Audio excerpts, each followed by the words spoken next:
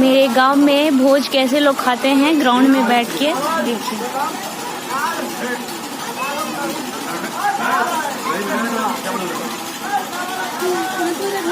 चावल